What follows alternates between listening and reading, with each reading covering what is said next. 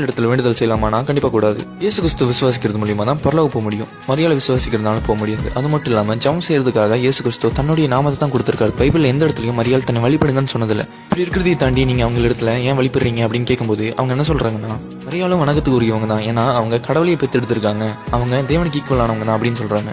சில பேர் சொல்லுவாங்க, அவங்க வழிபடணும்னா நீங்க முட்டி போட்டு அவங்க இடத்துல விலகேற்றணும், அது மட்டும் இல்லாம ஜெபமாலை கண்டிப்பா வேணும் அப்படின்னு சொல்லுவாங்க. வேதத்தின் மூலியமா சரியானா கண்டிப்பா கிடையாது. ஏன்னா நமக்கும் தேவனுக்கும் ஒரே ஒரு மத்தியஸ்தர், அது இயேசு கிறிஸ்து மட்டும். இயேசு கிறிஸ்து மட்டும்தான் வழி, இயேசு கிறிஸ்து மட்டும்தான் ஜீவாப்பம், அவர் மட்டும்தான் எல்லாமே. அவர் தான் தேவனிடத்தில் நம்ம கொண்டு போய் சேர்க்கறது. இயேசு கிறிஸ்துவை தாண்டி யாருமே நம்மள பரலோகத்துக்கு கூட்டிட்டு போக முடியாது.